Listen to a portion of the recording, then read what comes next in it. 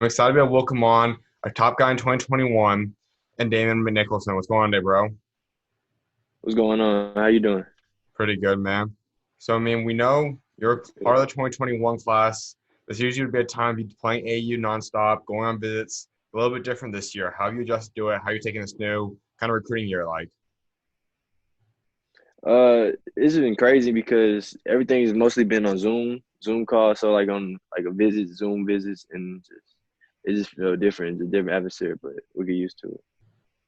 And you have some offers. SMU is probably one of your biggest ones right now. When you have schools like Denver, hmm you have Cleveland State, the list goes on. How are these schools looking right now? How do they kind of, what's your recruiting process looking like right now? Uh, Texas State, Ole Miss, Rice University, and Sam Houston. That's who's talking to me so far and calling. They're pretty interested. That's big time. And as you said, it's not like you're able to go on campus right now. So what's these virtual business hmm like? What's it like talking to these coaches right now? it's kind of like face to face, but just Mhm. on the internet. But it's different because I like see in person because like when after quarantine, I want to really take official visit because I think it'd be a different perspective. Sometime the next year, you're probably going to end up committing. What's Mhm. going to take? What's going to take for the school to land you? Just a coach I can feel safe, like feel like family. Mhm. Um, and like a school that's play off my mistakes, let me play off my mistakes. I just feel very comfortable with them, and just I know like they wouldn't do me wrong, or they'll work me hard, yell at me because they know I can do better. Just get me right. Yes, sir. And do you kind of have like a target idea about when you might want to commit? Like, is it before season, during it, after it? I was since before the corona. I was gonna do it before my senior season, but I'm gonna do it in the middle of my high school senior season. So you Yes, want sir. to make sure to go on some visits then? Yes, sir. That's awesome. And when you look at all the schools you could be going visits to, do you have something you're already kind of planning to set up once it opens up? Yes, sir. University of Denver, SMU, um, and Southern University. That's big time. And obviously, Southern University is an HBCU school. It's a school that hmm obviously we see a lot of top ranked players starting to really consider it, look at it as a legit option now. For you, if that is a decision you want to take, what would it be like to possibly go there and be a part of this new trend? It'll be crazy and amazing for me because I can learn about my heritage and just it'll be different because like my parents always talk about how good HBCU schools are and like how the parties and just the classes will be like. So I just want to go visit that, see how that is, and then it'll just be different. And when you talk to a lot of these other guys, we see some of the top prospects in the country. We see a lot of guys that are just really good players out there, all looking at HBCUs as an option now. Do you think this is hmm going to start being? Do you think we're going to start seeing a lot more guys start looking going to HBCUs now? Yes, sir. Especially after everything going on, Mhm. all the racism and I think a lot of people gonna start like putting HBCUs on their list because I think that's what I think. I honestly think our African American recruits will really just start looking at HBCUs and just starting to go in there just to learn more about the history. That's awesome. And if you go back 4 or 5 months before all the coronavirus, before all this racism stuff started really coming into full effect on the media wise, was this an hmm option that you were seriously going to consider, or did it really just start to become a legit, serious option now once all this stuff happened? Uh, yeah, cause I always wanted to visit a HBCU just to see Mhm. what it's like, and I be seeing like most of my family with the HBCUs, and they tell me all the good stuff about it. So I just wanted to. It was my top priority to go there. Okay, that's huge. Yeah. And when you look at how you're going to go through this recruiting process, what's it going to take for a school to land you in terms of making their list? What's some of the biggest characteristics you want to see from just all schools in general?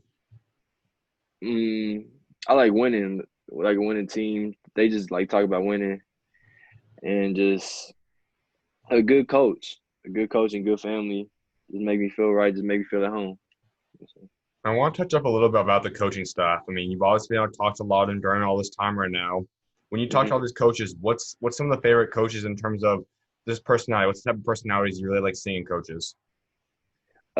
Just normal talks and how they like their personality. I like to see the coaches' personalities. I don't like the robot talks, just like, "Hey, how you doing?" Just stuff like that. I like when they feel comfortable around me. so I can feel comfortable around them, and that just give me like a good vibe of what it look like when I go to that school and what they can do and trust me. And a huge thing now is obviously we're starting to get to a degree back to normalcy, kind of, I guess. And we obviously have some games starting to go back, and you obviously played this past week. I mean, what was this past year like playing this past weekend playing with Southern Assault with Gully Harrison Wade? What was that weekend like? Oh, it was good, especially playing with some good high major players like Wade and Harrison. There, like Wade is a good shooter and good passer. He's a good IQ. Harrison as well. They can see me open spots, and we play really good, and we did good 3-0. So I think we're gonna have a good AAU season if we still have it. But and I look forward for it. And just getting back on the court, playing games again, how'd that feel? Oh, it feel good because AAU back. I miss playing with my friends and just seeing my friends just playing against the competition at AAU and just the AAU vibe. I just missed it. And for you personally, I mean, I think they're both great, but do you prefer high school basketball or AAU more? Uh, mm, Honestly, like both, Mm-hmm. but I prefer AAU because you spend more like when you go out of town trips and you go to hotels, Yeah. those be fun, especially with your family and your friends. And we go to arcades and just spend time with each other and get to know more about each other and create a bond. And I can imagine before all this stuff set in and started happening, you wanted AU to kind of be a breakout year, obviously, heading down to senior season, possibly bringing more offers. I mean, for you Hmm. personally, is it a goal to possibly see if you can go pull more offers by going and playing some more games this year now? Yes, sir. Yes, sir. A lot of coaches tell me that they want to see me play AAU, and then they just want to see how I look. So because they didn't really get to see me in high school season, they saw a little bit of me, but they was gonna see me, but we couldn't play state because of Corona. But AAU would be a really good breakout season for me, especially for the college coaches come watch And we know to a degree it's kind of not as big anymore as it used to be, but some guys obviously still look at having a Power Five as being something that's a priority for them, even maybe a high mid major. Is that a priority or just the ranking of the conference not really matter to you? me. No, that don't really matter to me. It just matter if I feel comfortable with that team and if they like winning, because I'm a winner. I like winning, Mm-hmm. and just yeah, that's it. Now let's go down your high school season. I mean, obviously playing at Duncanville this past year, you guys most likely or at least would have probably won the championship this year. 29-5 Mhm. record, and you guys had a loaded team all year. Just take us through the season. What was this year like? This year was fun because we knew we was gonna be good, but people was doubting us because they didn't think we was gonna be good because we had lost Jemias Ramsey, Mm-hmm. and so we just been in the gym working. Just been we only had one goal, and that goal was to make it to state. So we was just been working every practice, just thinking about that dream, just thinking about that goal, just going hard. And we know, obviously, Micah Peavy is an elite player, a top 100, top 50 player, and he's going to the Mhm. same school Jemias obviously went to. Seeing the difference, kind of getting to know both those guys. I mean, how special is Micah? Is he at the same level as Jemias? Yes, sir. They're two really talented players. I think they're both pros, Mm-hmm. and it was fun playing with both of them because I just learned more experience on them, and just to be around them and be an environment around them, and just learn more about them and create a bond. Yes, sir. And when you look at this past year, what were some of your favorite memories, some of your favorite games of the year? My favorite memories, Chicago, because we had played Whitney Young, DJ Stewart. We played them at DePaul. I like that, and Sierra Cannon and Hoop Fest. That was different, and it felt like a 2K game, just playing. Yes, sir. And you head out of this next year. I mean, we talked about obviously Jemias. He moved on. Micah's gone now. It's your kind of turn to step up. You're going to be one of the focal points, one of the senior leaders of the team next year. How do you kind of plan Hmm. to grow into that and be one of the leaders of the team? Just talking, just being more vocal, and like really stepping up as a leader. Me and just two seniors like on a team, and Juan Rayner and Zurich Phelps. Mm-hmm. Just us three because they did good last year as juniors, and so we just gonna step up, just really take that spot, and just get the younger guys going up, and just talking to them most. And we see the obviously future, the potential and the young Mm-hmm. guys here. I mean, you guys have two top 25 guys. The 2023 class, obviously Cam, Ron. Seeing how special they are, I mean, what's the ceiling for them? How special can they possibly be? They can be really special. They're very young, and they have a lot of room to grow. So we're gonna really push them to the limits because we know that how good they can be. And they both kind of had a limited role last year's team. How much of a role do you think they're going to have now this year? They're gonna have a bigger role this year because we had like a lot of key players on the team because we didn't have that much freshmen, but we had a lot of older people. So they knew more and like the environment when playing. But they're gonna have a really big role next year, especially coming up. Yes, sir. And we were talking about Jemias. We talked about Micah. Two guys we both, as you said, obviously are pro kind of players.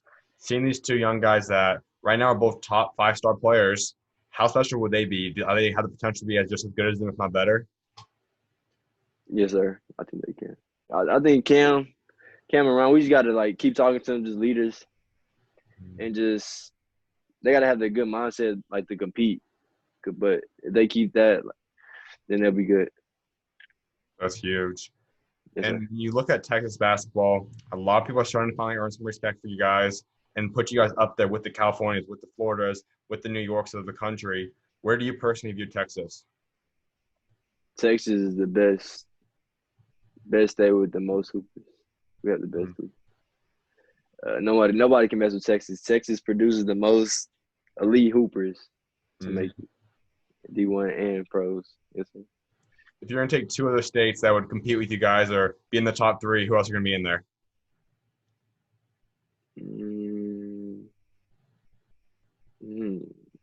Cali and probably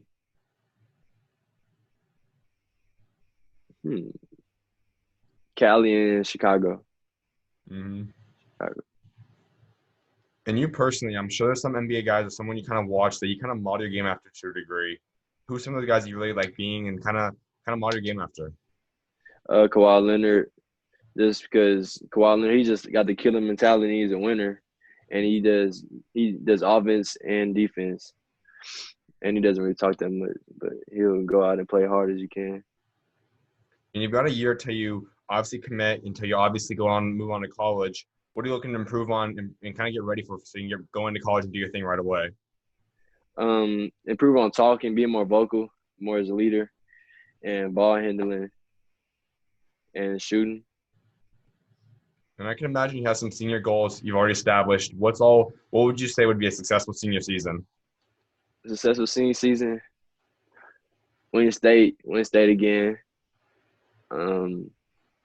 First team, offense first team, and just winning really and growing. And the last thing before I let you go, man, is obviously you want to build a legacy for yourself, both on and off the court. When you walk away from the game of basketball, what do you want that legacy to be? What do you want to be remembered for? I want to be remembered for the person who had a good mentality, like a positive mentality, and go hard every time he touched the floor and competed. He never think of like when he touched the floor, he just not gonna go hard. Unselfish and just a good role model to people. Like people look up to me. Absolutely, man. Well, I definitely appreciate you taking time to come on, my guy. I look forward to seeing what God's got in store for you, man.